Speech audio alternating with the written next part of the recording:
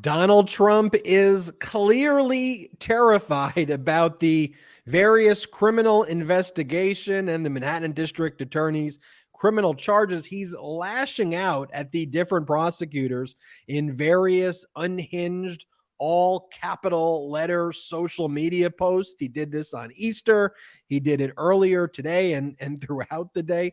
Let's just take a look as Trump completely crumbles for a moment. This as his poll numbers continue to take a nosedive where it really matters among independent voters and those who are not affiliated with political parties. Frankly, the entire Republican Party has become such an extremist, Trump-controlled cult that most Americans are looking at that entire party with complete disgust and confusion. And look, Republicans are becoming a shrinking, shriveling little Trump cult. Isn't that just how you define Trump things? Anyway, Donald Trump has filed a motion to appeal a DC federal court's order compelling former Vice President Mike Pence to testify before the criminal grand jury where Jack Smith is preventing evidence. You'll recall last week that Pence stated that he was not going to file an appeal under the speech and debate clause. So Donald Trump went running into the Court of Appeals and said, no, do not let Pence testify. Executive privilege, executive privilege. Donald Trump has lost that executive privilege argument now probably like 100 times before the DC Circuit Court of Appeals. So expect Donald Trump to lose that almost immediately. And speaking about like losing it completely, the Republican Party is showing that it does not stand for law and order at all. It's the party of lawlessness and disorder, right? Like on the state level, let's take a look at MAGA Republican governor of Texas, Greg Abbott, right, who just said he's going to pardon a convicted murderer, right? Someone who was just convicted of murder, who killed a protester in the aftermath of the George Floyd killing. And then on the federal level, let's take a look at the MAGA House Republicans who are further interfering with the Manhattan District Attorney Alvin Bragg's criminal case, right? They're saying that they're going to take their MAGA Republican fascist circus tour on the road with a field trip to Manhattan where they want a whole day field visit. They want to do a hearing in Manhattan. You know, that's going to backfire. And as we've talked about, red states have become these laboratories of autocracy. So let's just take a look in general at this race by states to escalate their authoritarian and very dangerous measures. And some good news to report out of Tennessee. Expelled Tennessee Democrat Justin Jones was just reinstated to his seat in the Tennessee House by a unanimous vote in the Nashville Metropolitan Council. And the vote to reinstate Memphis Representative Justin Pearson is expected to be on Wednesday. Not only are the MAGA Republicans evil and fascist, they are stupid, and they just do not think these moves through at all. This is the MeidasTouch Podcast, April 10th, 2023. I'm Ben Meiselas, joined by Brett and Jordy Meiselas. Are you going to start doing the dates now? I don't know. I just felt like saying the date. I don't know. For the audio listeners, April 11th, I don't want you to think like you're behind on anything, folks. And boy, do we got a great episode for you today. Another lesson, folks, in what we call here on the MeidasTouch Podcast, the Republican professional rake steppers. And, you know, I'm very proud of that term. And I'm proud that I'm starting to see that term be used. I think I've started seeing now people on the cable network start referring to them as professional rake steppers. Ooh. I'm seeing folks in the comments call them professional rake steppers. And Ben, you're absolutely right. I mean, every time they try these fascist moves, I always think, oh man, we're so lucky that they are as stupid as they are evil, because everything just keeps backfiring in their face. And every time they do these things, they make the pro-democracy movement that much stronger. That's what we see. The pro-democracy movement bites back with a vengeance. And that's what we are seeing over and over and over again. Jordy, how are you doing, man? I'm loving the Good yellow Marcus shirt movie. today. Thanks, man. Thank you. Bites back. That's a new one. I like that. Bites back. Love that. Brett, I gotta address this. Why are you so red right now? Did you get sunburned? What's going on, man? I thought it would be a good idea to work out right before the podcast, and just for the marathon. And I did a very intense workout. But the crazy thing is, I finished like about 25 minutes ago. Yet, like, it just keeps pumping through my body. Like, this might be the whole episode. I figured, give me a 20-30 minute gap in between. I'll be fine. Nope. I'm like dripping wet right now, but it's okay. I'm here for the people. My heart is pumping. My heart is racing. You were inspired to work out. So over the weekend, Brett and I saw a movie together. We saw the movie, and you're not in California. So Brett and I saw this movie. Brett and I saw the movie Air, about how Nike signed Michael Jordan, and the Matt Damon character, who's like not that overweight. They kept on calling like over and so right after that, was that one of the inspirations to start hitting the gym? It was one of those, and then because it was inspiration for me. I'm like, oh my God. That was definitely part of the inspiration. And then Ben and I were talking, and Ben's been like going to the gym doing intense workouts every day.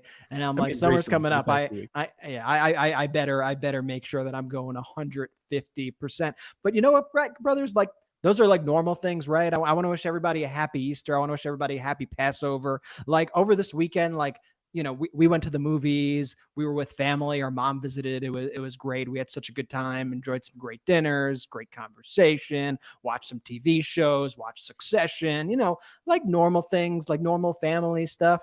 And then I go online, I turn on the TV, I see these Republicans, and they're talking about woke beer, and they're just spreading anger and like all this toxic rhetoric. And I'm just like, I don't understand how you wake up every day just so angry and just so pissed off at the world. These people, it's just not normal behavior. Like, doesn't everybody just want to like go to work, not be bothered, like hang out with their family, get dinner, like just not be bothered by people, not be intruded upon by the government, not be yelled at by, oh, you're being woke, they're woke. It's like normalcy is what we need to come back to in this country. And we just have so many examples right now of the complete opposite, because this Republican Party is absolutely losing their mind. And every week I'm like, this has got to, you know, and I don't even convince myself of this anymore, but you think like, okay, how could it get any more deranged than this? How's that even possible? And, you know, they always accept the challenge glowingly, and they go, oh, I'll show you how it could get more deranged. And we'll go through some of those ways that they just got absolutely deranged every single day, worse and worse. We'll go over that on this episode of the Well, look, Brett, to your point, you know, it's like, I'm trying to just go on social media, maybe post some messages, you know, happy Easter, happy Passover, maybe check some Instagram. By the way, we have a MeidasTouch Instagram account for those who want to follow us. But also just search MeidasTouch, you know, just trying to connect with people. And then I look, I'm like, okay, well, what are these MAGA Republicans posting?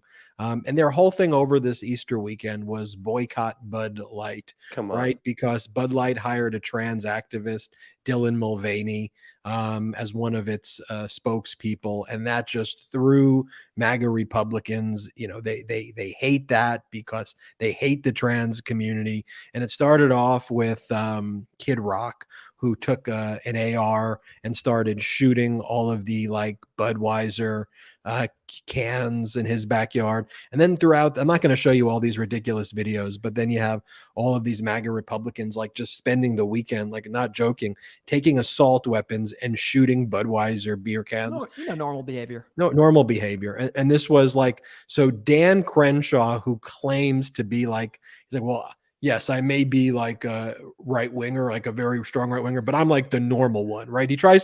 Dan Crenshaw now tries to act like there's some normalcy there when there absolutely isn't. And by the way, Dan Crenshaw, who by the way, fought bravely, you know, as you know, overseas in special forces, like he deserves to get a ton of credit and to be praised for that. Like the MAGA Republicans hate Dan Crenshaw.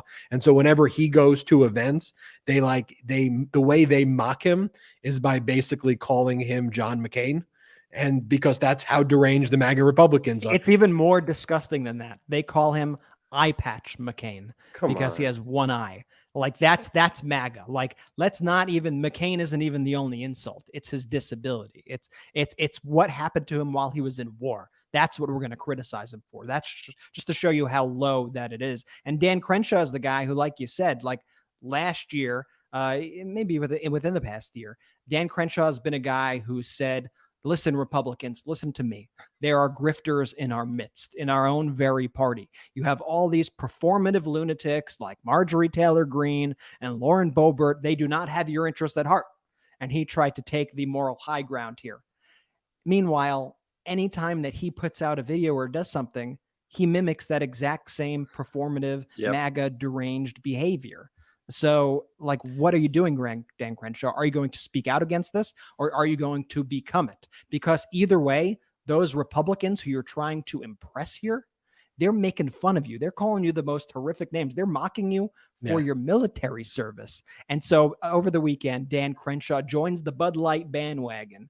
He posts a video. He's got to get in on this grift. The Bud Light gone woke, Bud Light, the woke beer. And he posts like just the cringiest video ever. Like all these videos, all these tweets. If a friend of mine was doing it, I'd be like, are you okay? Is everything okay? Did someone force you to post that? You okay? It's a little embarrassing. Like, is everything okay at home? Like, you're doing good. And this is the Dan Crenshaw video where he thought was hilarious to post. We'll play this right now. Saw Bud Light's stupid ad campaign. So guess what we're gonna do? We're gonna throw out every single Bud Light we've got in the fridge.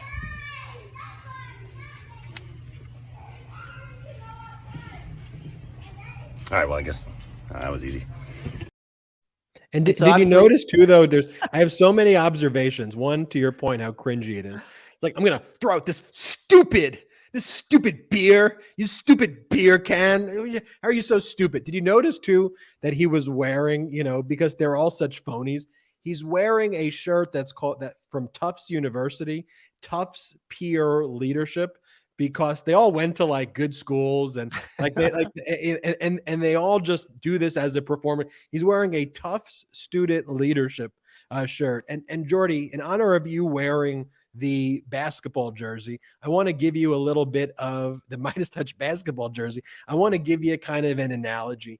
Like in a basketball game, like probably more when you're younger though, and the opponent can't use both hands to dribble, like they only go right. They only have one move that there is.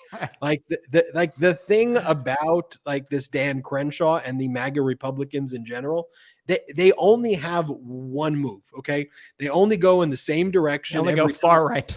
They go to the right. Exactly. Take the far right baseline.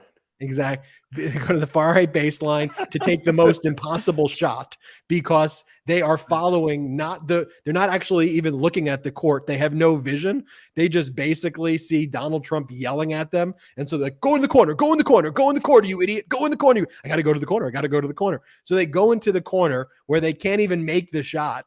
And it's always this one move that they make. And it's just, okay. We've been covering it each and every week. It's like, okay, last week they were really angry at the Mario movie because Princess wasn't helpless enough. And then the week before it was the green M&M and the purple M&Ms and the this. And then the week before that, it's the new Disney movie is way too woke, right? It's like, meanwhile, Democrats are like, okay, can we focus on jobs and Social Security and Medicare and equality and infrastructure? Can we focus on real freaking issues? And the MAGA Republicans are like, no, Dr. Seuss. And not only that, but did you notice what beers were actually in Dan Crenshaw's fridge? They were all beers. Every beer in that fridge was a beer owned by Anheuser-Busch. Every one, all of them. So he's acting like, look, I'm boycotting Bud Light. Every beer that he had in that fridge was owned by the same company. He literally had Busch beer in there. He had like Karbach beer in there, which is owned by Anheuser-Busch. And they keep trying to like find like, I'm not going to support Bud Light. I'm going to support Coors. And you even saw Kid Rock at this UFC event that Trump was inexplicably at over the weekend. He was wearing a Coors blazer to protest Bud Light. But and Marjorie Taylor Greene did a post the other day. Like, I didn't realize, I'll read it. I would have bought the king of beers, but it changed its gender to the queen of beers. So it's made to chill from here on out. First of all, like they're also anti, even the women in the Republican Party are just anti-women. That would like just a weird thing to say. And then Marjorie Taylor Greene was quickly informed that Coors also has a major LGBTQ initiative, donates a lot of money to LGBTQ causes, has LGBTQ themed cans. And so now all of them are in a tizzy. They're like, okay, what do I have to do? Maybe I'll do Corona. And then they find out that Corona also has an LGBTQ initiative and donates a lot of money to LGBTQ. Okay, I got Jack Daniels. They find out that Jack Daniels has like a whole drag initiative with RuPaul. Like what they don't realize is like this has been going on for a very long time in corporate America, where corporate America takes stances on issues that overwhelmingly the American people care about, like equality, like diversity. Like this is not a radical thing in corporate America. And they've the Republicans have just discovered that this is a thing in 2023, even though it's been happening for decades and decades and decades at this point. They try to throw out like, oh, these companies, they're on board with the woke agenda. The woke, they like equal rights. They like equal. They're following the woke. It's like they're not following the woke agenda. They're following the money agenda. They're following the green agenda. At the end of the day, these companies care about money. That's a good point. These companies care about money. That's all they care about at the end of the day. And what they've decided, what they've figured out is, guess what? The MAGA is irrelevant to their bottom line. It's totally irrelevant. They don't need the MAGA consumer. In fact, they probably don't even want the MAGA consumer to be seen with their products. They don't want these neo-Nazi white nationalist people drinking a Bud Light. They'd rather Dylan Mulvaney drink a Bud Light. They'd rather people who actually support diversity drink a Bud Light. And Dylan Mulvaney has something like on TikTok, like 11 million followers, which is like more than half of what Taylor Swift has on TikTok. Like they don't realize these are very influential voices out there. And Bud Light is reaching a far bigger market by marketing to people that are actually okay with diversity, which is, I thought, something that we had kind of settled in this country a while back. Now we have to like kind of refight these battles right now. But like, it's just, the whole thing is just so absurd.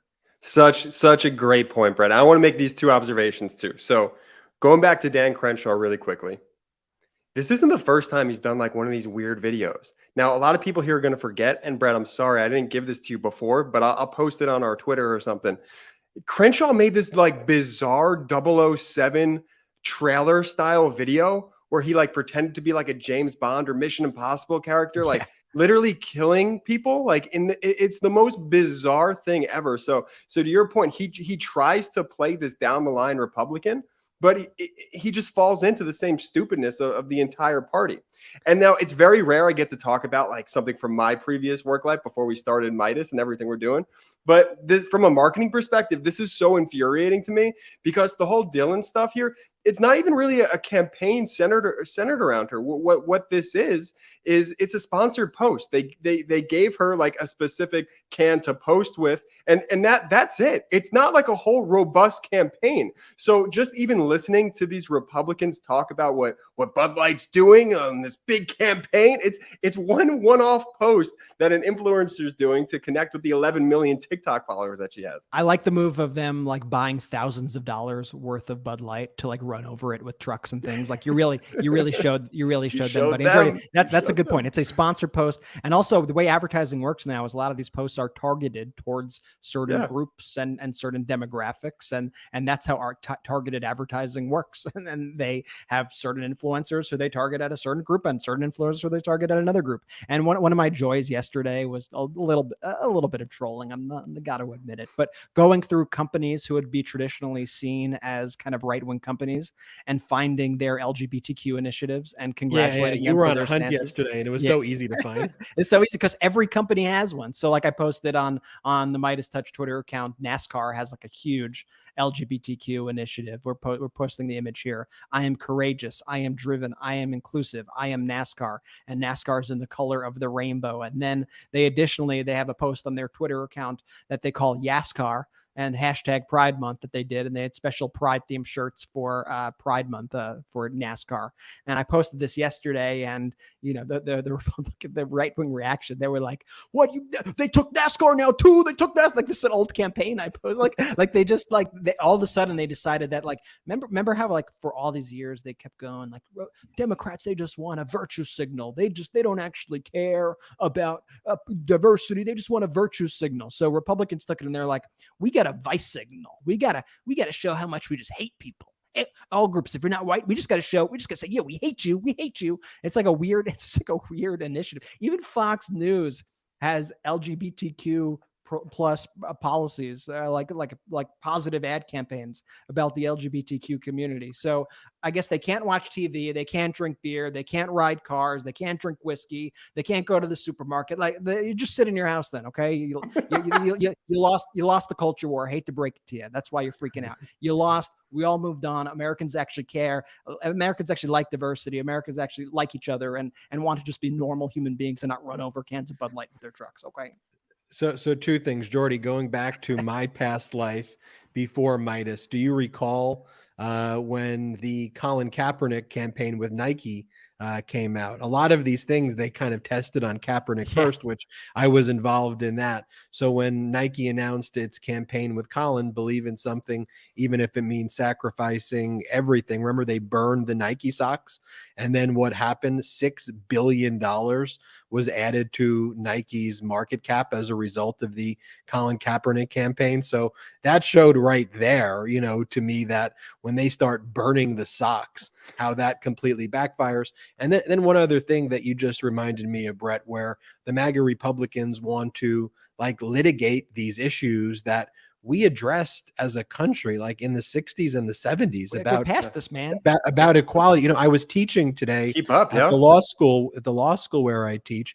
I was teaching about Title IX, which is to prevent gender discrimination in universities and colleges and high schools or any schools that receive federal funds. And that was passed by Congress in 1972. And then that was modeled on the Civil Rights Act of 1964. And I was speaking to the class. I was like, so do you think that the Civil Rights Act of 1964 or Title IX, which precludes gender discrimination, do you think these could ever be passed today? And then I went through the various Supreme Court decisions from 1972 to the present that involved Title IX litigation, which pretty much expanded the rights of people over time and recognized additional rights and private causes of action, and recognized, more and more inclusivity, and just overall expanding the rights of people. And I said, truthfully, if like this case from 1999, which was a 5-4 decision, 5-4 in favor of providing rights to people who suffered forms of harassment, which was determined to be a form of gender discrimination. I said that would be a 6-3 decision against protecting someone who was the subject of ongoing harassment. And I said, I don't think Congress would ever even pass the Civil Rights Act or pass Title IX today. So I just wanted to I was having a whole conversation with my class about that. Ben, first of all, I didn't realize they allow all these woke professors at USC. I'm a very woke professor. Who would have thought Super totally woke, woke? Super woke Professor Ben. But secondly, I think this new poll from USA Today kind of says it all. In the midst of all this poll just came out, USA Today poll that said support for LGBTQ rights is now higher than ever across the American public. Now, there's one caveat here. The gap widened between Democrats and Republicans. So nearly every Democrat is for LGBTQ rights, but fewer Republicans now are for those rights. So it shows you, once again, what does that widening gap show us?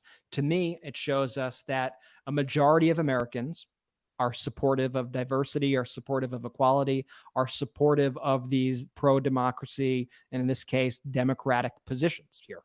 Now, what also shows me is that the Republicans are becoming a smaller and smaller percentage of that overall electorate. And you got to be sure that these massive corporations like Bud Light and like Jack Daniels or whatever, they see the same data when they do testing and stuff. And they see that these MAGA people who are really loud on the internet and complain and have all these, just whine and moan and about every little thing that's out there, like they're just a very shrinking part of the population. Like you said, Ben, shrinking is the MAGA Trump word of the day, I think, here. And you just see them shrinking and becoming more irrelevant. But as they become more irrelevant and as they see the future slip away from them, quite frankly, they've already lost the future. I mean, just look at Gen Z, look at millennials. Like they've lost, the future's like over for these Republicans. So they got to double down on these strategies to just be as loud as possible, to try to appease their most fascist tendencies that they've always really had, but never really unleashed on the American public.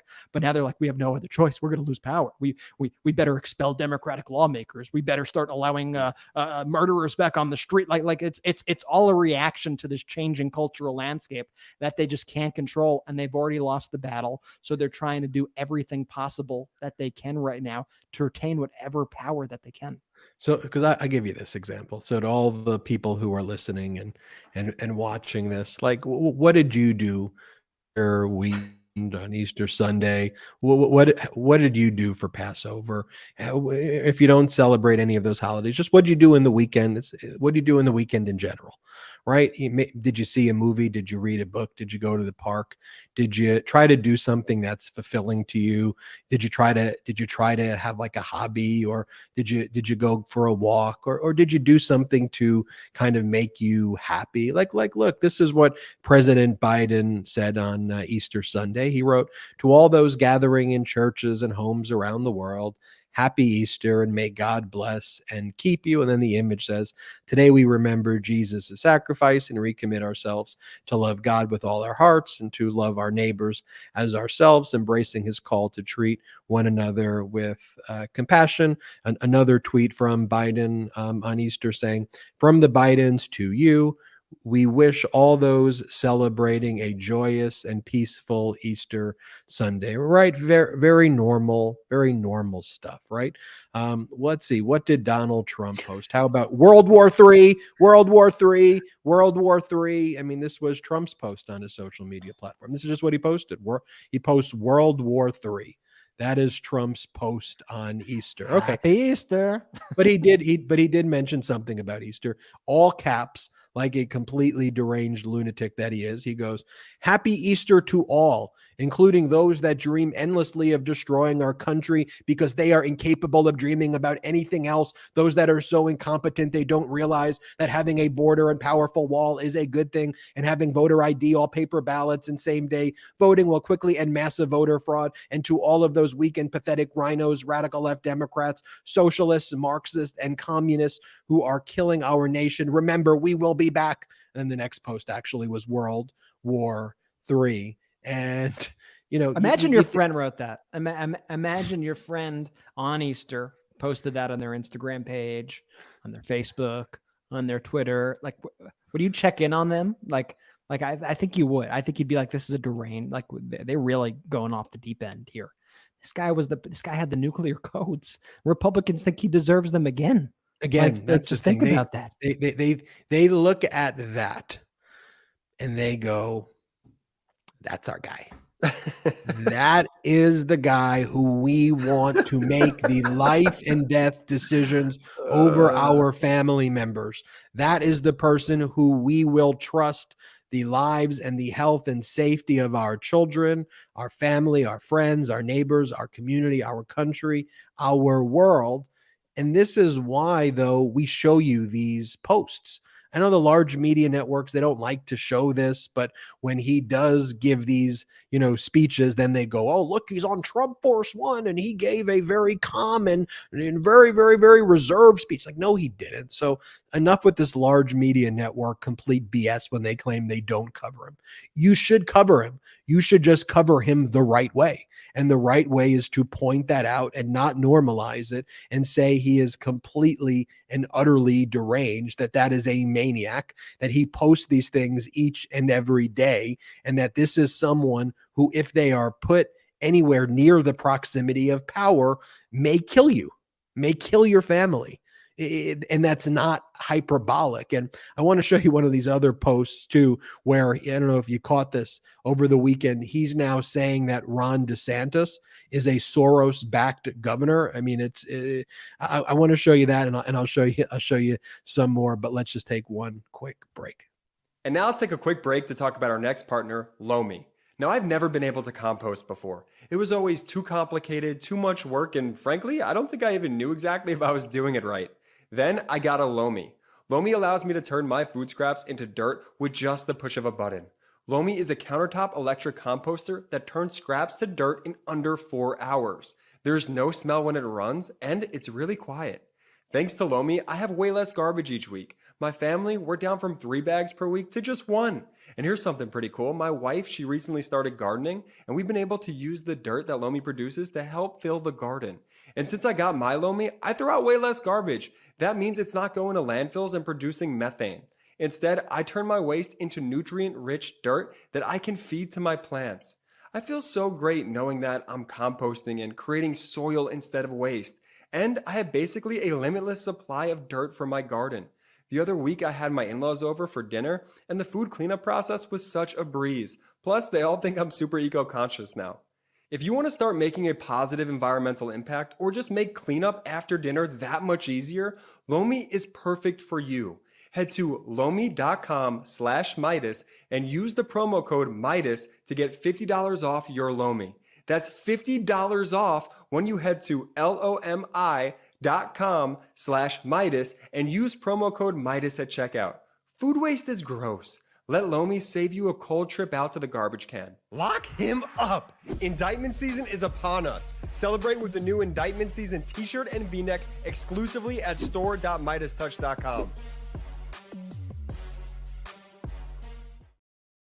Every time you do that ad read, Jordy, it just puts a Lock him up! Lock him up. I really practiced like that. By the way, like my 30th recording, I nailed that one. Like it took me an hour to get those 3 lines. I kid you not. I'm not even exaggerating. I think you did a completely great job there. 100%. And Jordy, I found your tweet, by the way, of Dan Crenshaw from what, 2021. Did you talking about Dan Crenshaw? Yeah. Oh, it's the same conversation. Yeah, this is from December 8th, 2021. I tweeted out Dan Crenshaw. The Republican Party has too many performance artists and not enough serious people like me.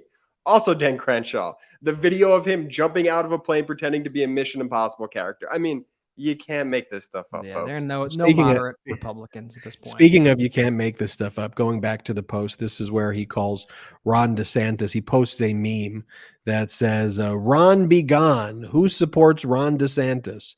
George Soros." So it's just like an anti-sim. And here's the thing with the people like Ron DeSantis, and this is why the old adage: first they came for this group, and I thought I was safe because I wasn't that group. Then they came for this group, and I thought I was safe because I wasn't that group. And then after they came for all of those groups, then they came for me, right? Ron DeSantis is the purveyor of the George Soros anti-Semitic trope. And Ron DeSantis, after Donald Trump was criminally charged, gave the speech and said, it's just because of this Manhattan George Soros-backed district attorney, which is, again, completely and totally false. There is no, Alvin Bragg doesn't even know Soros at all. Like, they don't have, Soros never donated money to him. Like, it's just a total and utter lie. But DeSantis was peddling that disinformation, and now it's weaponized against DeSantis by Donald Trump. Oh, you're backed by Soros now. And because DeSantis is someone who legitimizes that type of complete false conspiracy, it's then weaponized against him, and he just takes it. He doesn't do anything. And then one more post I want to show you that he made, and then let's talk about Trump's appeal of the order compelling Pence to testify before the grand jury. Then let's get into what's going on in Texas and what's going on in the House of Representatives with these MAGA Republican fascists. Here's one of the posts where Trump in all caps goes, "The only reason I have these absolutely ridiculous investigations against me headed by racists, lunatics and radical left maniacs is for purposes of election interference. It will be harder for the Democrats to cheat like they did in 2020. So they are going right to the old Soviet Union playbook and using the DOJ, FBI, and others in quote justice to interfere in our once sacred elections. We've got to swamp these cheaters and we will win. And because he knows he's going to lose, and because the MAGA movement is built on hood, he's already setting up his next conspiracy theory when he loses. I was going to win, but it was these racist prosecutors, and he only calls the black prosecutors racist against him, which is also part of his racism because it's all complete projection. But it's just part of the MAGA. They're victims, perpetual victims over and over again. And, you know, he's just setting up the excuse when he loses. And by the way, with all this, like at this point, I think every single day, I think it gets more and more unlikely that somebody like Ron DeSantis even attempts to run for president, runs for the nomination. Good point.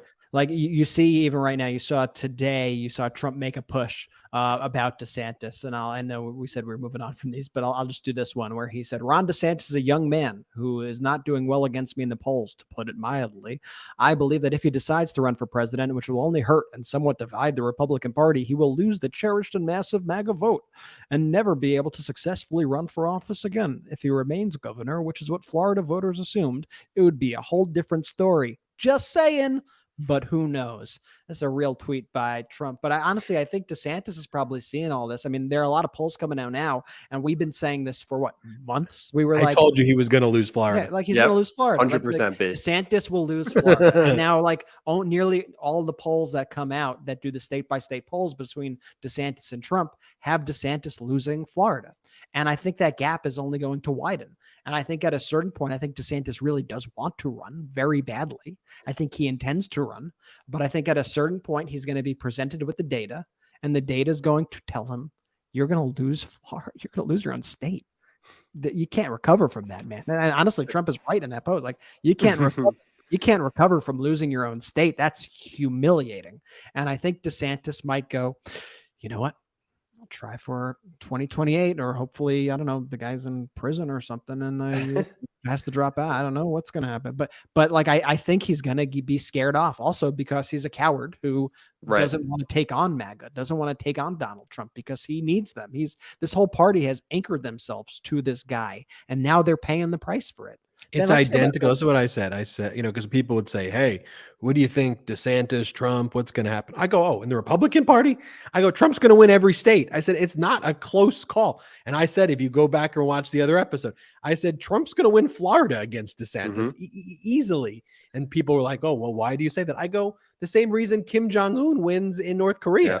I said, it's a cult. You can't have the lieutenant beat the cult leader when your whole party, their platform in the 2020 election was, this is not me making this up.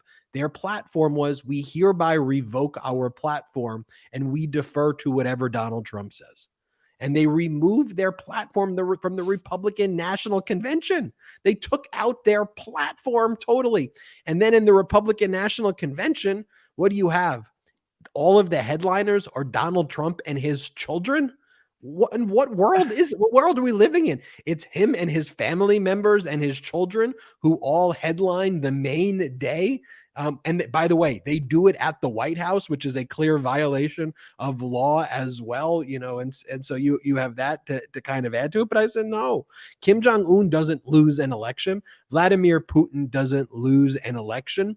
And here's the thing, pro-democracy community, and this is as we talk more later in this episode about these laboratories of autocracy, what the MAGA Republicans want to do, because they are getting crushed in the polls of where America actually is right now. They want to try through authoritarian means to basically suppress the vote, gerrymander the heck out of the country. They already tried doing all these things, engage in all of the tactics, the false propaganda, all of the stuff. So even though that their policies are disfavored, that they can, through cheating basically and through, you know, actually rigging these elections, that they could try to stay in power. And here's the simple example that I give.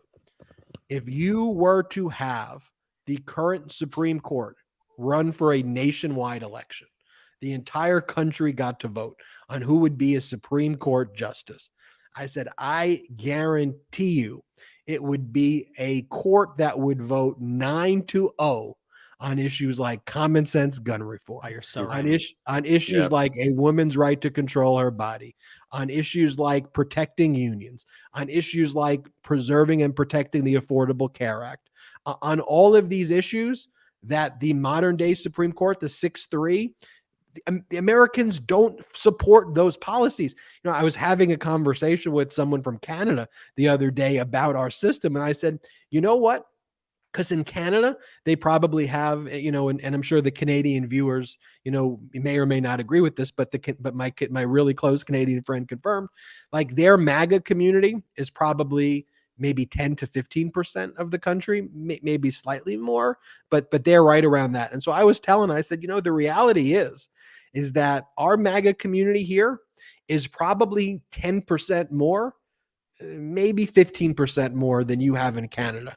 But still, the overwhelming majority of people here are compassionate, decent, support equality, right? Support LGBTQ plus rights, support common sense gun reform. Like we are not the laws that you see being implemented here. I just said our system of the Electoral College, our system of gerrymandering, our system of how voting takes place here creates these incongruous results that are very different. But it's not like America is with this craziness. Like there's a portion of it, but it's not even close to the majority. And that's what we have to keep on reminding ourselves. And we could get exhausted sometimes because this is exhausting, but we can't let our exhaustion allow them to take over. Yeah. And you put any of these issues on the ballot, really just about You every like that, Jay, single, right?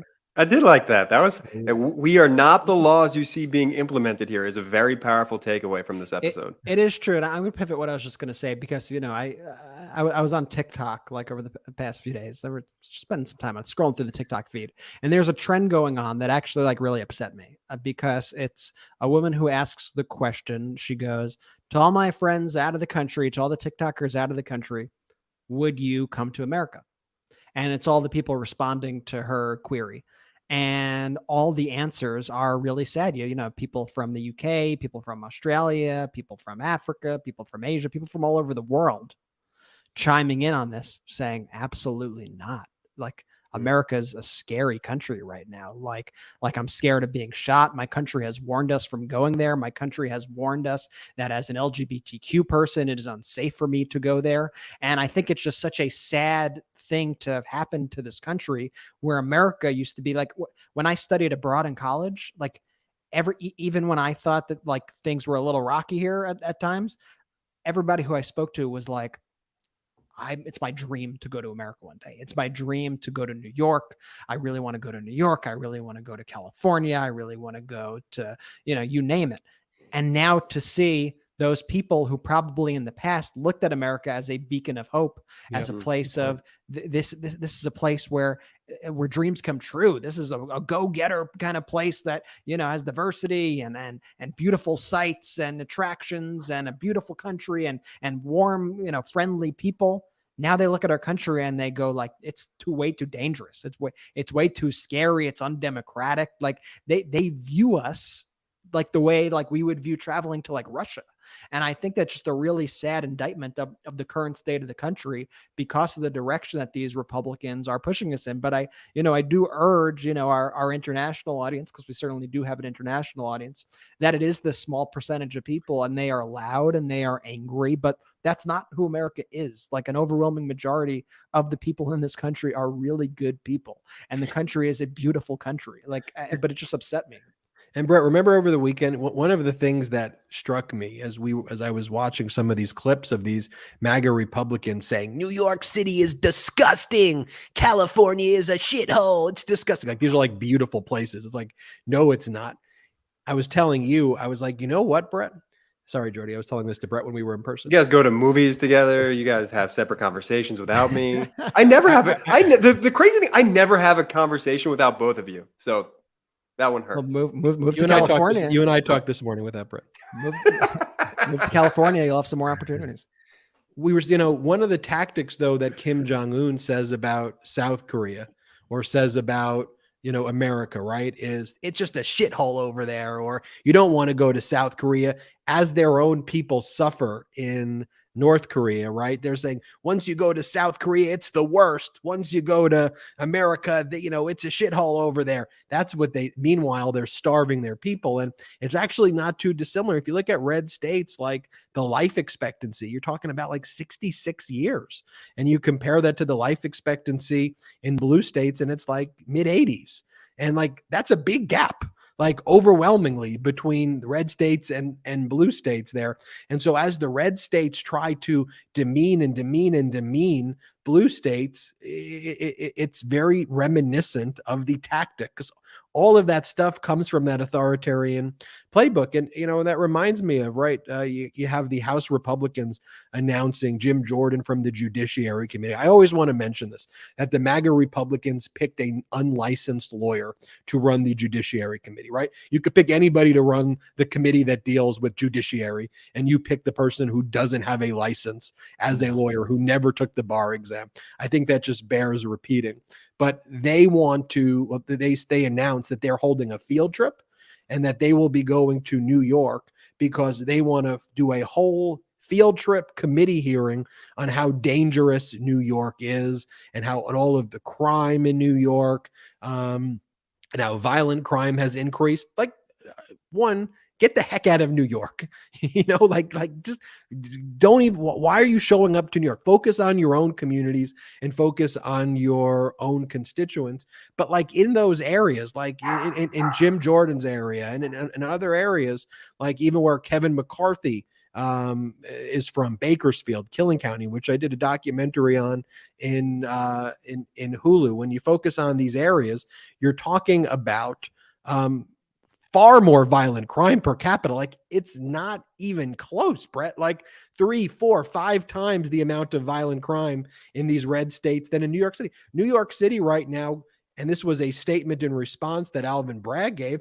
Alvin Bragg pointed out, like, what are you doing? Like, he goes, don't be fooled. And my dogs are really angry about this too. Don't be fooled. The House GOP is coming to the safest big city in America. Brett, you read the rest, as my dogs are just too overwhelmed. As the dogs are very excited. Alvin Bragg said, don't be fooled. The House GOP is coming to the safest big city in America for a political stunt. This hearing won't engage in actual efforts to increase public safety, such as supporting national gun legislation or shutting down the iron pipeline. The Manhattan DA's office welcomes public safety conversations. We have them every day with our local, state, and federal law enforcement partners. In fact, we'll start. Just released NYPD data shows shootings and homicides are down in New York City for the first quarter of the year, with progress in Manhattan helping to drive the overall citywide decrease. Virtually every major crime category is lower in Manhattan right now than it was last year as of April 2nd, 2023. Murders are down 14%. Shootings are down 17%. Burglaries are down 21%. And robberies are down 8%. In District Attorney Bragg's first year in office, New York City had one of the lowest murder rates of major cities in the United States, nearly 3 times lower than Columbus, Ohio. And let me put a pin in that for 1 second, because Jim Jordan actually represents parts of Columbus, Ohio. So as New York has a 3 times lower murder rate than Columbus, Ohio, if Chairman Jordan truly cared about public safety, he could take a short drive to Columbus, Dayton, Cincinnati, Cleveland, Akron, or Toledo in his home state, instead of using taxpayer dollars to travel hundreds of miles out of his way. And that was written from a spokesperson. And Alvin Bragg, whenever he does these responses to these Republicans, to the House Judiciary Committee, he posts them as like quote tweets, like above the tweet of the House Judiciary Committee, because that's how these Republicans communicate. They're just like perpetually aggrieved and perpetually on Twitter and on the internet. So Bragg has to respond accordingly and reply to them on Twitter. And it's a good point that Bragg makes. I mean, that's a powerful response. And it just shows you how BS all these investigations are. At the end of the day, all they want to do is obstruct the investigation in what I consider to be an absolutely criminal way, what Jim Jordan is doing. It is incredible waste of money. It is an incredible waste of resources. And here's another town in that Jim Jordan represents. Here's Jim Jordan's district of, I think it's called Lima. Excuse me if I'm getting it wrong. If No, that's Ohio. That's it. OH, baby. With a crime rate of 39 per 1,000 residents, Lima has one of the highest crime rates in America compared to all communities in all sizes, from the smallest towns to the very largest cities. One's chance of becoming a victim of either violent or property crime here is 1 in 26. Oh so that's gosh. Jim Jordan's district, which is far higher than New York City. And so it just shows you it's all disingenuous. It's all projection. And it's very like when Trump in his tweet that you read before, Ben, said it's Soviet style, this, that. No, actually, the Republicans are engaging in Soviet style everything, Soviet style prosecution, Soviet style propaganda. This is the kind of stuff you saw in Soviet Russia. This is the kind of stuff you see in Putin's Russia. This is the kind of stuff you see in North Korea, frankly. This is the kind of stuff you saw in Nazi Germany. It is just absolute disgusting propaganda, and they are using the resources, the pocketbook of the United States taxpayer in order to put forth these ridiculous phony investigations to do what? Not to help the American people, but to protect Donald Trump. That's really what they're doing. They want to protect Donald. That's why, to protect their little dear leader. It's absurd. Well, you know why they want to come to New York. And I'm not going to say the technical name for how we coined this phrase, but they saw all the love that Marjorie Taylor Greene got when she stood in New York for 5 minutes and then flew to Florida. And that's what they want. They just want the cameras. They want people booing them so they could take that home to their district and say, look at these New Yorkers who are out of control, yada, yada, yada, and just paint this picture like New York. They want to get their own soundbite, their own Marjorie Taylor Greene New York moment, their New York minute, if you will, and take it back with them to their district. And it's just so, they're tying themselves to Donald Trump. Okay. We all know that that's their plan. Donald Trump is one of the most unpopular people ever exist in the United States of America. And a new poll. Hit the polls. I'm hitting the polls because Hit the polls. And this is why I why I was like so annoyed by the coverage in the past 3 weeks. There's like, this indictment actually might help Donald Trump. When Donald Trump gets arrested, it's going to help him so much. People love a guy who's arrested. I'm like, drives me crazy. I'm like, what is find me? I'm like, what did I say like a week or two ago? I said, find me one independent voter or Democratic voter. Find me. I'm not talking about a MAGA cultist, okay? But find me one genuine independent voter that goes, I wasn't going to vote for Donald Trump, but then he got arrested. And you know what? He had sex with a porn star who he calls Horseface, and he falsified business records about it as part of a bigger catch and kill scheme with the National Enquirer to pay off other people he had sex with. Yeah, I think I'm going to have to give him the nuclear codes. You know what? I wasn't quite sure before, but I was on the fence. That's my guy. I was on the fence there. And that was the legitimate narrative that the media was trying to push on people. And I was like, find me one of those people.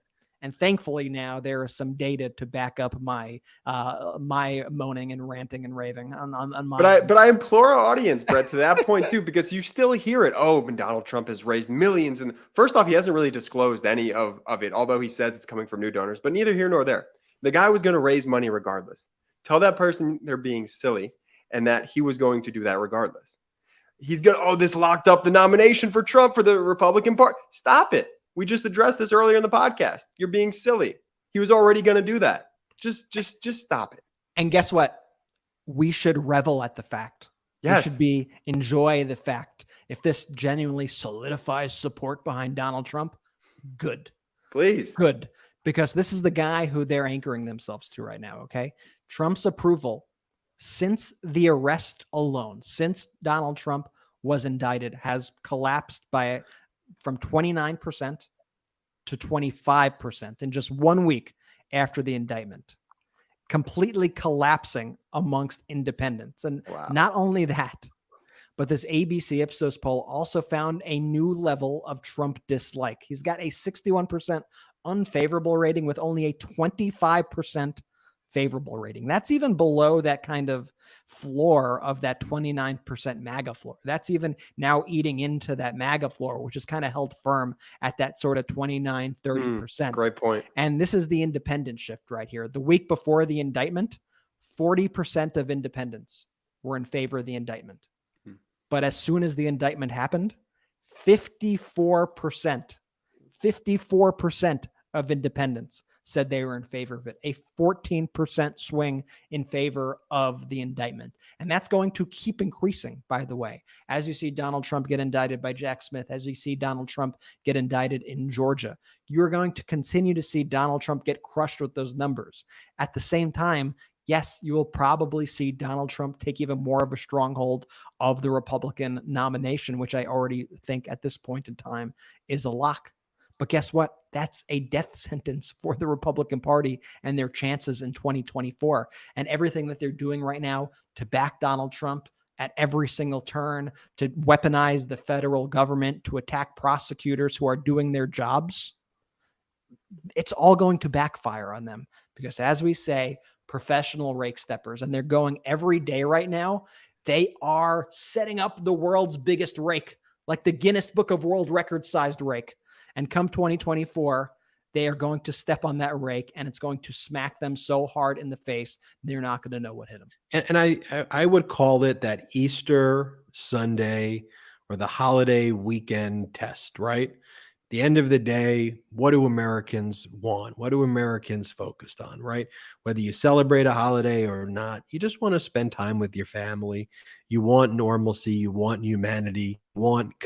And that's not leftist extremism. That's not Marxism, and Americans are like, look, what are you doing? Why are you, can you please stop posting freaking World War III? Can you please stop in all capital letters talking about how you make the most perfect phone calls in the world when you call and extort people? Like, can you please just be normal? And can you please go away? And can you please stop this weirdo cult worship of this person? That's my holiday weekend test. It's like, there's the 3 a.m. test too, which is when you get that phone call, and you need someone to make a split-second decision. Obviously, you would never want nuclear weapons to be anywhere near this maniac, but also just like he's so disconnected and untethered from reality. And just one of the further points to prove how untethered he is from reality, he has now lost. I'm going to turn it legal for a second. Yeah, that's a trick. He's now lost in front of the DC Circuit Court of Appeals on this executive privilege argument. It may be 100, may be an exaggeration, but he's frivolously asserted executive privilege over the communications between himself and his advisors, like over and over again, right? He first did it. Go back to our hot takes over the summer when it came to his former top White House lawyers like Patrick Philbin, Pence's former top advisors like Mark Short and Greg Jacob, and Trump's former top lawyer, Pat Cipollone. So here's the thing about the Department of Justice when they get these wins. And this is a frustrating part about the legal process in general, though. The win of compelling Pence to testify, where Pence has no way really to appeal it. And that's why Pence doesn't file the appeal, because he knows he's going to lose in front of the DC Circuit Court of Appeals. That isn't built overnight. I wish it was, but you got to go back 8 months and look at the fights that the Department of Justice were fighting then, 8 months, 9 months ago, and fighting Donald Trump's frivolous assertion of executive privilege, where Trump argued, look, my communications that I had while I were in office, They are confidential. And Biden didn't assert executive privilege. And consistently, the court says it's not your privilege, Donald Trump. It's the current executive branch's privilege. There's a narrow line of cases that says a former president may be able to assert executive privilege in an interbranch dispute, although that case law really hasn't been developed. But a former president can't assert it where the current executive is not asserting it. And anyway, even if it was validly asserted, it can be overcome if there's a demonstration of a compelling interest. And of course, there's a compelling interest in the criminal investigation to get this information of Pence. So you'll recall that the objection that Pence made was a ridiculous one. Pence is like, I'm a senator. That's what Pence said. Basically, treat me because I have a ceremonial role as president of the Senate. The speech or debate clause, which immunizes legitimate legislative activity, that should immunize me from ever having to give testimony in front of the grand jury. And the court was like, no, look, the court said, and it was Jeb Bozeman, the new chief judge of the DC circuit, said, look, when you're in your ceremonial role, fine. For that limited moment where you're counting the electoral votes, fine. We'll treat you like a senator. You happy? But for all of the other times, that you've had communications before, leading up to the insurrection, when Donald Trump threatened you, and after, really all the key stuff that we want. I mean, it's not exactly massive revelations of what Pence said while he counted the electoral votes. We know that. For all those other moments, you have to testify, Pence. And Pence knew he was going to lose. So Pence is like, whatever. I at least showed the base that I was trying to object to it. I'm going to testify. But then what Donald Trump's not asserting speech or debate clause immunity. Donald Trump's claim was executive privilege that he's lost over and over and over again. So today, Donald Trump filed an appeal asserting executive privilege and asking the DC Circuit Court of Appeals to rule against what their precedent has been over and over and over again. And to anybody out there, though, who was like, look, this Department of Justice investigation has gone way too slow, I sympathize with that position, but I'll ask you this question. Would you have wanted this to go to trial against Donald Trump without Pence as a witness, without Pat Cipollone as a witness, without Patrick Philbin as a witness, without Mark Meadows as a witness, without Stephen Miller as a witness, without Dan Scavino as a witness, without Mark Short as a witness, without Greg Jacob as a witness, without Robert O'Brien as a witness, without Ken Cuccinelli as a witness?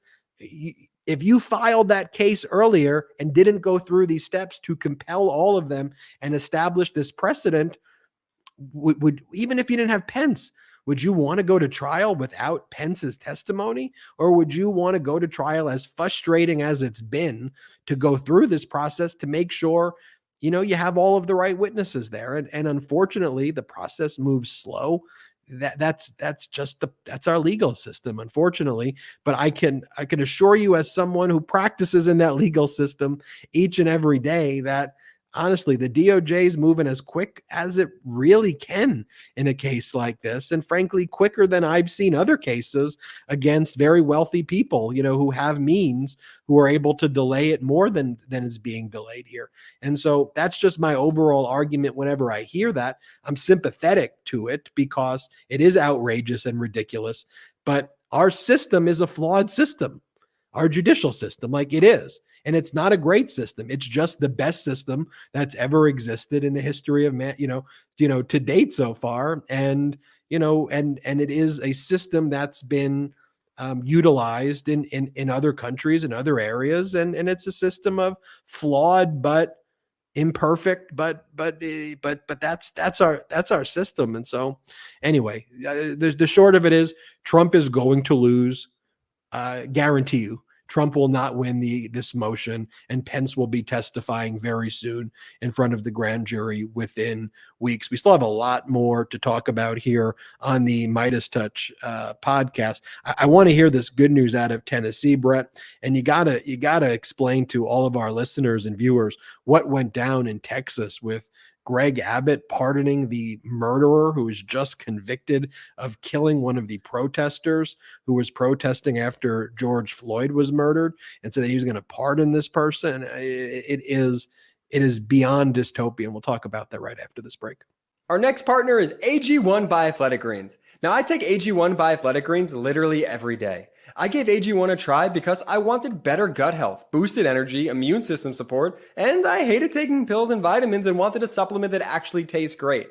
I take AG1 in the morning before working out, and it makes me feel incredible and just ready to take on my day. When I take AG1, I know I'm doing something good for my body, like giving my body the nutrition that it craves and covering my nutritional bases. I've tried a ton of different supplements out there, but this is different and the ingredients are super high quality.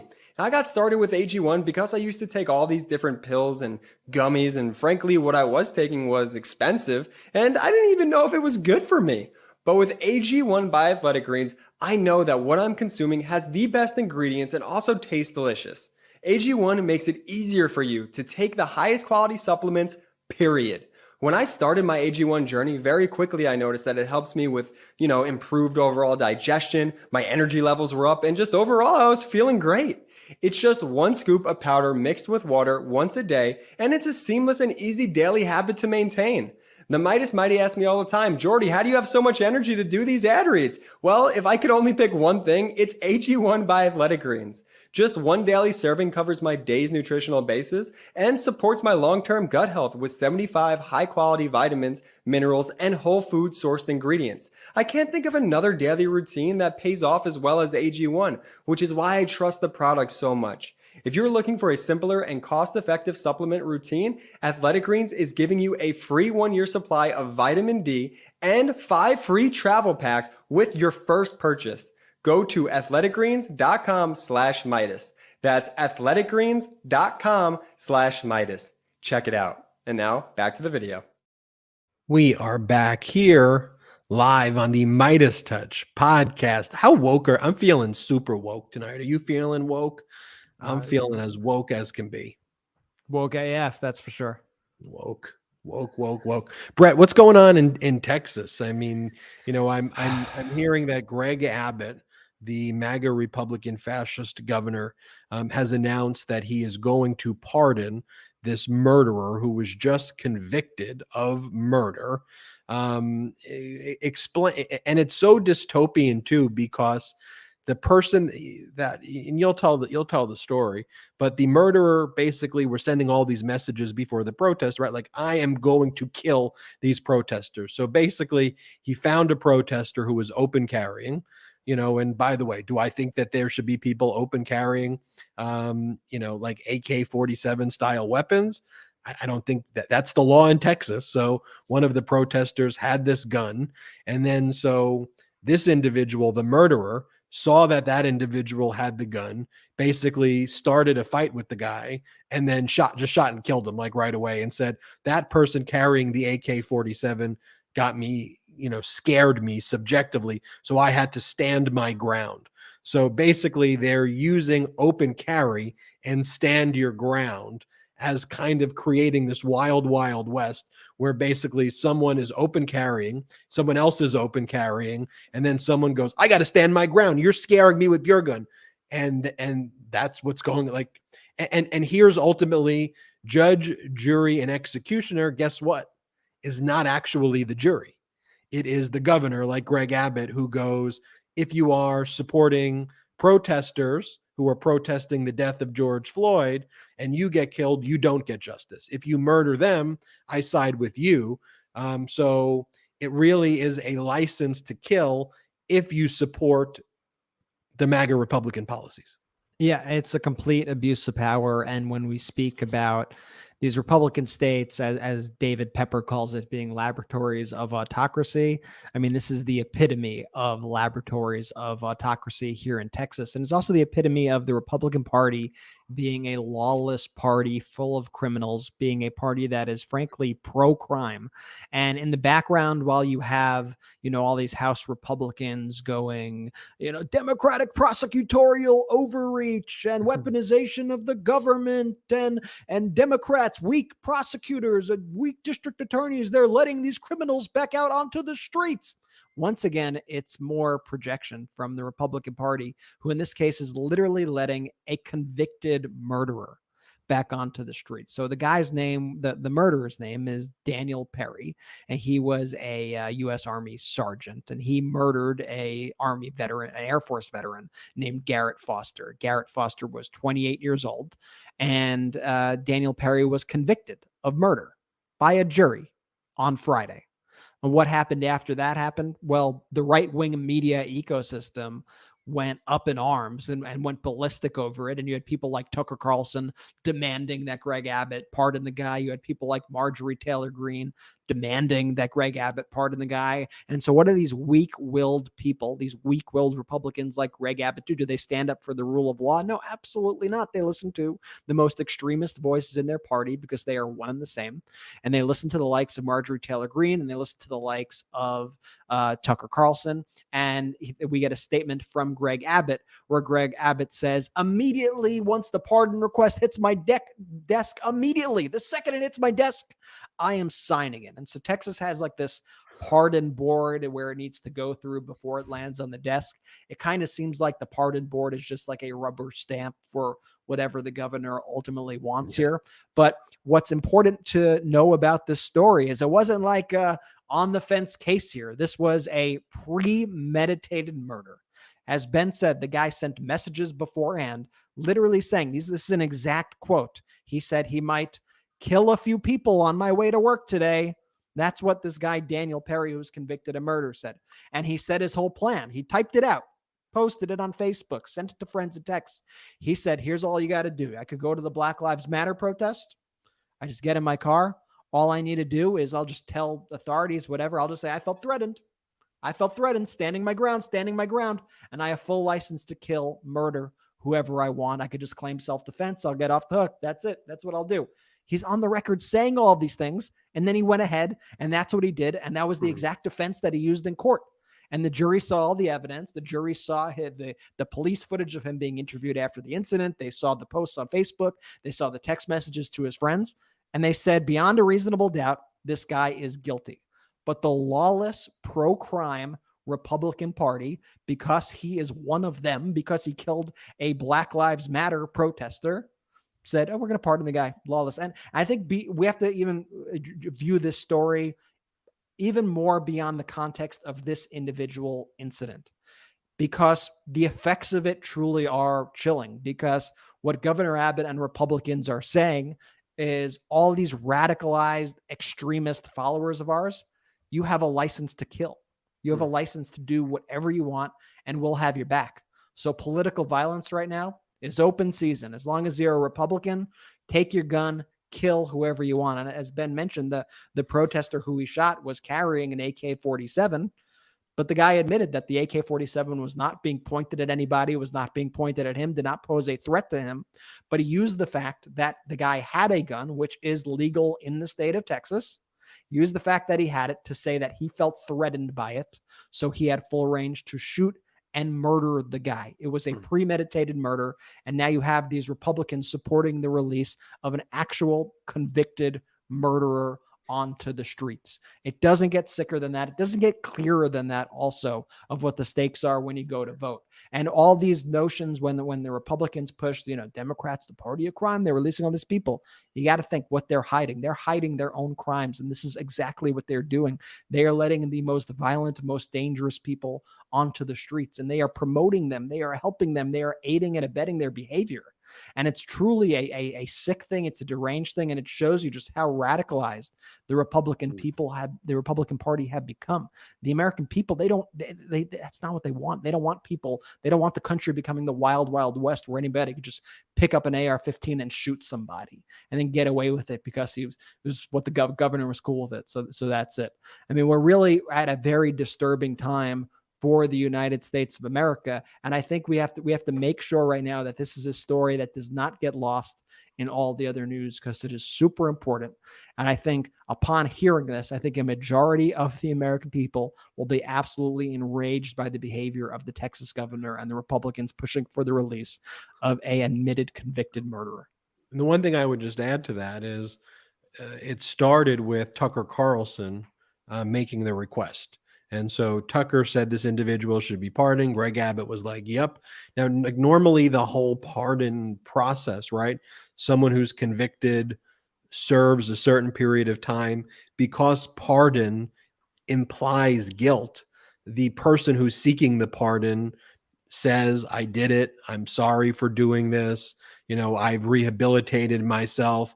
That's part of the pardon process, which the MAGA Republicans, though, have completely turned on its head as well. And they just use the pardoning process the way Trump did.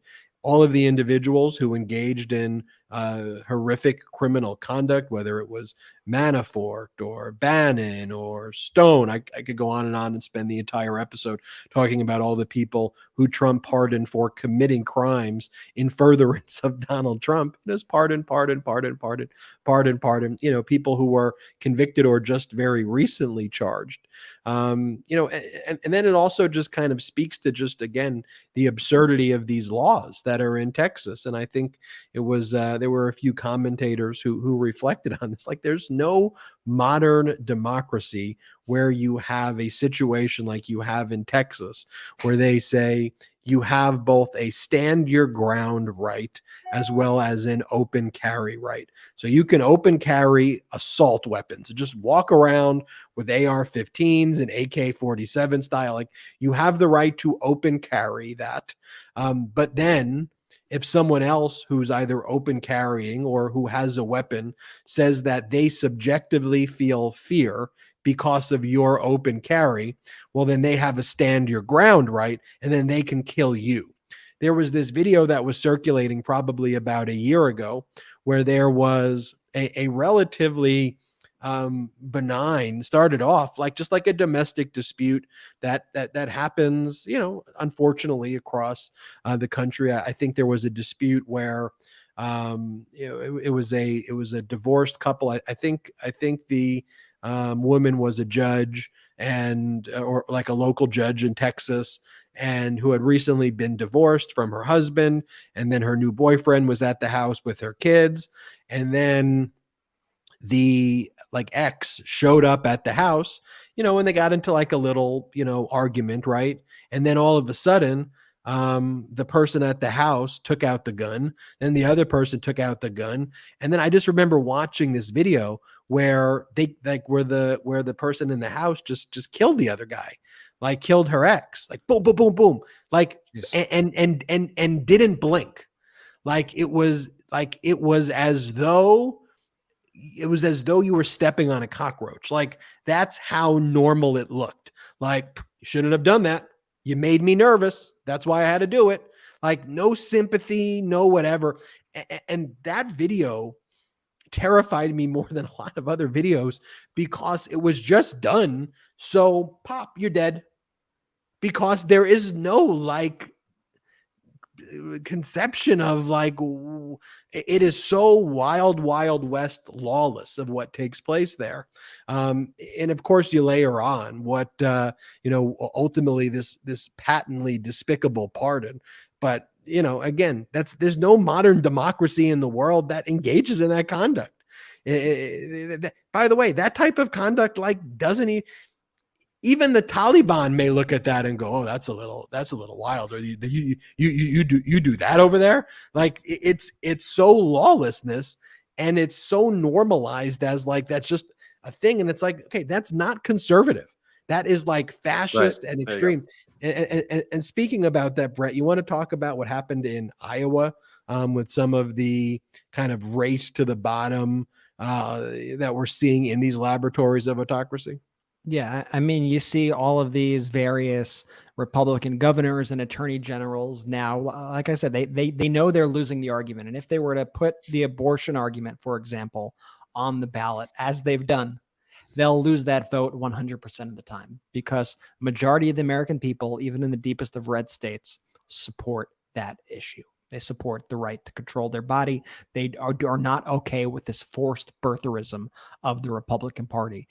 But you see these Republicans all across the country, they're trying to out extremist one another, and in ways that just seem like what are you doing? And so now we saw this newly elected Republican attorney general in Iowa blocking emergency contraception for victims of rape and sexual assault.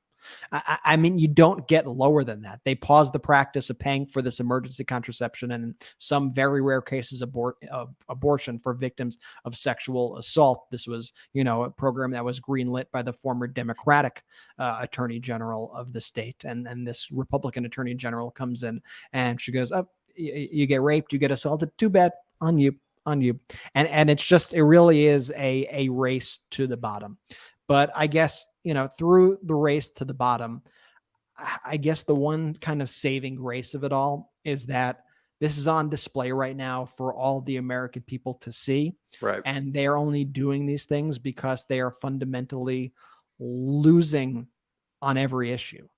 And so when they lose on every issue, they try to wield the power that they can currently to try to preserve their power at the expense of the voters, no matter how much it hurts their actual own constituents. But here's an example of it backfiring in one of the best ways possible. We've been trying to say every single day, folks, pay attention to what's going on in Tennessee. Tennessee has been one of the main, Tennessee's really been ground zero for these attacks on our democracy from the Republican Party. And we saw last week the expulsion of 2 Democratic lawmakers for no reason. Representative Justin Pearson, Representative Justin Jones. Representative Gloria Johnson was also put on the chopping block. They put it up for a vote. And what did these racist Republicans in Tennessee do? They ended up expelling just the 2 black representatives and not the white woman. And by the way, I love Gloria Johnson. I just want to say it. And the way that she has also supported the 2 men who have been expelled, the 2 representatives who've been expelled, it's been really incredibly inspiring to see. Totally. And that's why everybody is calling them all right now the Tennessee 3. And here's why that move by Republicans was so stupid. Because, maybe if you listen to the MeidasTouch podcast, because Gloria Johnson was a guest and Justin Jones has been a guest on the show in the past, do you know their names? But you go around and you ask most people, and maybe even yourself, because I'm just being a little facetious, but who is Justin Jones? Who is Justin Pearson? Who's Gloria Johnson? I bet 2 weeks ago, most of you was, I don't know who these people are. Who are they? Now everybody knows their name.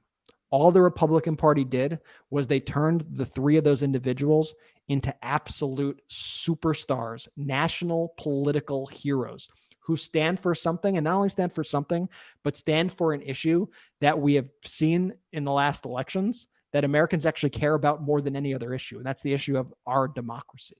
And Republicans have been so clownishly fascist and incompetent that they have thrust these people into the national spotlight.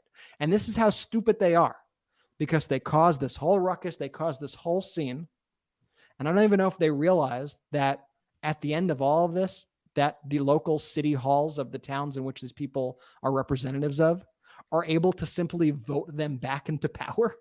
And so we saw the first incidents of this today. We saw expelled Tennessee Democrat Justin Jones reinstated to his seat in the Tennessee House by a unanimous vote in the Nashville Metropolitan Council. I want to play you for a moment because it's just so incredibly inspiring. The moment the vote took place, and remember, this is the town council, and just the vibe of the room and the excitement in the room when he was voted back in. I'll play the clip. Take the vote.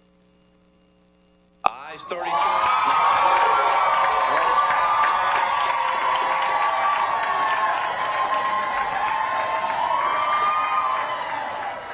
Justin Jones has been elected as the interim successor for the vacant seat of Tennessee House District 52, pursuant to the state law and the rules governing the Metropolitan Council. Oh, everything's gonna be all right. Be all right. Be all right. Be all right.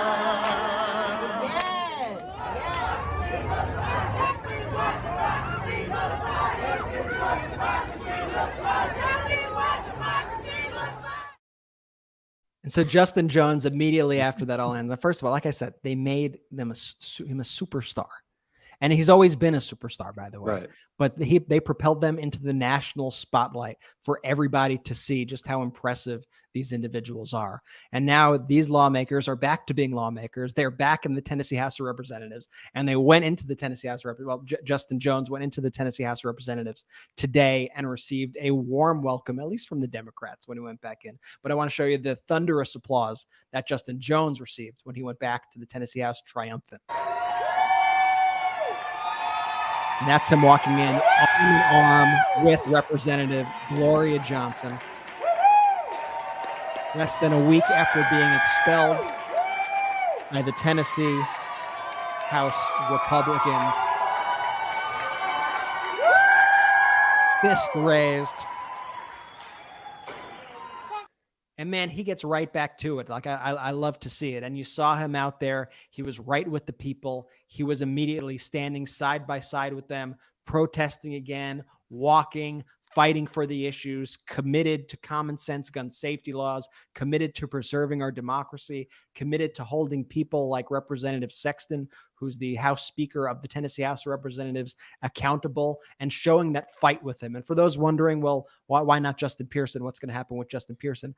That vote, I think, is currently scheduled for this Wednesday. So we should see him back reinstated this Wednesday. But just to show you an added layer of how anti-democratic, how just purely fascist these Republicans in Tennessee and around the country are, what they're doing now, because they realized all of a sudden that, the local town councils could just put them back into power. Oops. Now they're trying to wield the power. They're trying to once again weaponize the government. Wow. Against the individual cities. So you have this Shelby County Commissioner, Erica Sugarman, letting everybody know what these Republicans are doing. And this is what they're doing. Sugarman said, "We are also being threatened by the state to take away funding if Pearson is reappointed on Wednesday. Needed funding to run our schools, to run our municipalities." So these Tennessee Republicans are willing to strip funding from school districts, probably from police departments, from any sort of needed services in these towns, in order to punish the people for putting back into power the people who they voted for. That is just fundamentally anti-democracy. It is just fascism in plain sight.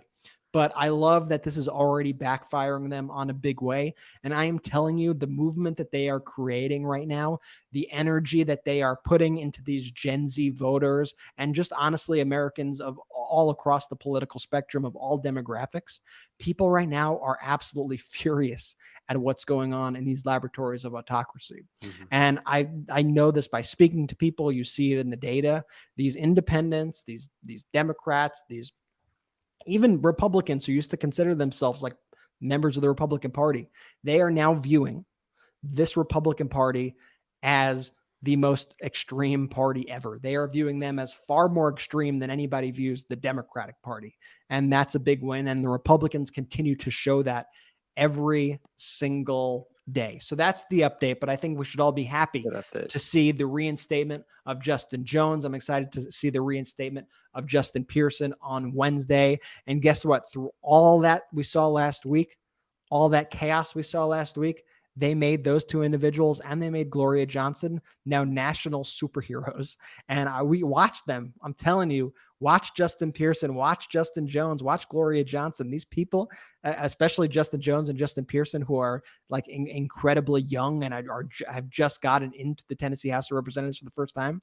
These are going to be forces to reckon with in the future. These are going to be national political leaders. I mean, you could hear it in their speeches. You could see it in their passion, and they have the people on their side. And yes, even in Tennessee, they have the people on their side, despite what the Tennessee Republicans want you to think and what you're doing. So democracy prevails there for now, and we have to keep fighting, but a positive update out of Tennessee after all the chaos last week. Mark your calendar, folks. The Dominion billion-dollar defamation lawsuit against Fox is going to trial, jury selection, April 13th of 2023. We expect that to be a multi-week trial. And recall, the judge has already found partial summary judgment in favor of Dominion on the issue of falsity. All Dominion will have to show is that Fox committed these defamatory statements with actual malice. Malice Also, in the MAGA palace.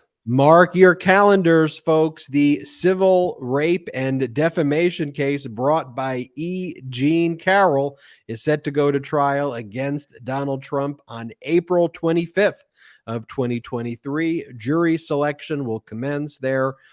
Judge Lewis Kaplan, the federal judge presiding over the case, reiterated in an order today that the jurors are going to be completely anonymous jurors, anonymous jury selection, anonymous jurors, and citing Donald Trump's recent further threatening conduct as well. Mark your calendars, folks, as well. New York Attorney General Letitia James civil fraud case against Donald Trump, Trump's adult children, and the Trump Organization, where she's seeking at least $250 million in damages and an injunction effectively stopping the Trump Organization, his adult children, and Trump from doing business in New York. That is set to go to trial October 2nd of 2023. The Department of Justice on Monday filed an appeal against the Trump federal judge's order, Matthew Kaczmarek, who basically made this horrific order banning the FDA's approval of mifepristone. What a horrific ruling that judge made. The Department of Justice is hard at work and explained how the Trump appointees ruling upended decades of reliance by blocking the FDA's approval of mifepristone and depriving patients of access to this safe and effective treatment based on the court's own misguided assessment of the drug's safety. The Justice Department lawyers wrote in a court filing today, and more alarming news about Justice Clarence Thomas receiving millions of dollars of gifts from this Republican donor. And as there's more digging taking place there, you start learning that this Republican donor is like the biggest collector of like Nazi and Hitler memorabilia. He had Garden of Evil in his backyard, in addition to being to all of the Hitler paintings he has there. He gave $500,000 to an organization run by Clarence Thomas's wife, Jenny Thomas, which paid her hundreds of thousands of dollars in salary.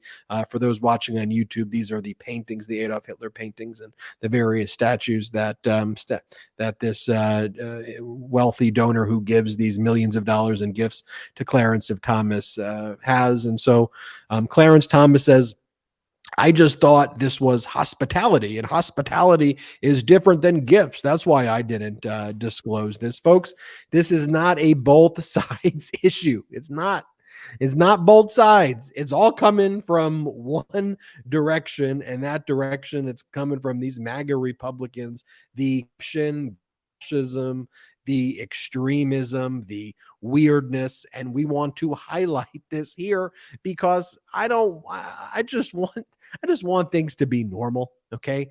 I just want a country led by compassionate leaders who take things serious. And by the way, if that means different political parties, so be it. But that's just not what we have today. We've got one major political party, the Democratic Party, that is a pro-democracy coalition of former Republicans, of people who are truly conservative and not like just saying that, of independents, of people not affiliated with any political parties, and of course, liberals and progressives, just people who support this country and want to stop all of this weirdness. And that's the modern day Democratic Party, the Democracy Party. And on the other hand, you've got the MAGA Republican Party, this kind of fascistic Trump cult that we highlight all of their conduct, and we show those contrasts each and every episode of the MeidasTouch podcast. Brett, you were laughing at something? Was I doing a good job? No, you're doing a great job. I was just smiling because we were coming back to the 3 shot, and I wanted to. Oh no, I was smiling for the people. I thought I did like a good joke. No, that was a really you do an excellent job. Okay, good. Thank you. That was a great recap. Yeah. I know, you know what I'm really excited for, brothers? You know what I'm What? really excited for? Well, What? tomorrow. Yeah. What? This is super exciting. We are doing a Patreon exclusive Zoom Q&A with the Patreon Midas Mighty, and it's tomorrow. So if you're listening to this on audio in the morning, it's Tuesday, April 11th at noon Eastern, 9 a.m. Pacific. You'll get to hop on a Zoom with the three of us. You'll get to chat with us, ask us some questions, and I'm really looking forward to it. I love these. We're trying to do no matter what tier, right, Brett? Yeah, no matter what tier you're on. So if you want to join us for this Zoom chat tomorrow morning, sign up. Make sure you sign up tonight or early tomorrow by early tomorrow morning. The latest, patreon.com/MeidasTouch. That's patreon.com/MeidasTouch. You'll see the one of the most recent posts. I'm about to post a reminder as well. Has the Zoom link in it. So if you want to meet us, if you want to get a one-on-one question with us, we love answering your questions and we love chatting with the Midas Mighty there. It's one of the great perks of being a member of the MeidasTouch Patreon, and I love it. We try to do it on different days each month because some people have obligations on Sundays, on Saturdays. Some people have obligations during the week. So this one's on a Tuesday. We switch it up. We got to make sure that everybody gets a shot to see us, but I cannot wait for that. Remember to check out the new merch also at store.meidastouch.com. We got a lot of really great exciting gear. We got the Jordy. What's the best selling gear? Right Lock now? him up. Indictment season. It's going fast too. The indictment season tee and V-neck. I mean, we might be. I underordered. I'm sorry, guys. I underordered. We might be out by this week. It happens, but make sure to get yours at store.meidastouch.com. And there's so many other good stuff there. Ben, any other sign-offs? Yeah, make sure you subscribe to the YouTube channel. We're on our way to 1.5 million subscribers by the beginning of this summer. So please, if you haven't subscribed to the MeidasTouch Network, it is free. Make sure you share these videos and post them on whatever social media you prefer. Share them with friends, family, coworkers, whoever, family, whoever, just share these videos. That goes a long way to help. So also, if you watch this on YouTube videos, subscribe to our audio as well. It helps if you subscribe on audio. So just search MeidasTouch Podcast on audio, subscribe there for our audio listeners. Make sure you're also subscribed on YouTube. Make sure you're subscribed on all platforms. That's like super important, and it really does go a long way to help. So it'll take less than a minute. So just please make sure you hit that subscribe button. As Brett mentioned, you can go to patreon.com. That's patreon.com/MeidasTouch. Get one of those memberships. One of the tiers is this honorary producer tier where your name appears at the end of the podcast. Shout out producers. Let's go. That you are and you get a poster saying that you are an honorary producer if you want to join that tier. And we're not funded by any outside investors. So the way we do this, we're 100% independent. And so one of the key ways we fund this is through our Patreon, not through outside investors. So check us out, patreon.com/MeidasTouch. Subscribe on our YouTube. And I just want to give a heartfelt thank you to all the Midas Mighty out there. None of this is possible without you. This is not just like a network. This is a pro-democracy movement that is led by you.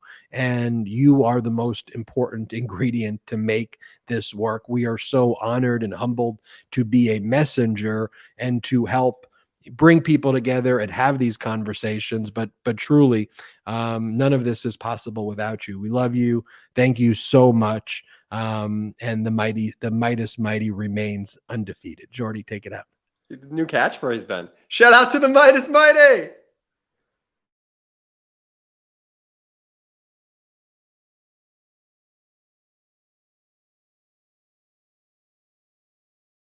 Lock him up. Indictment season is upon us. Celebrate with the new Indictment season t-shirt and v-neck exclusively at store.meidastouch.com.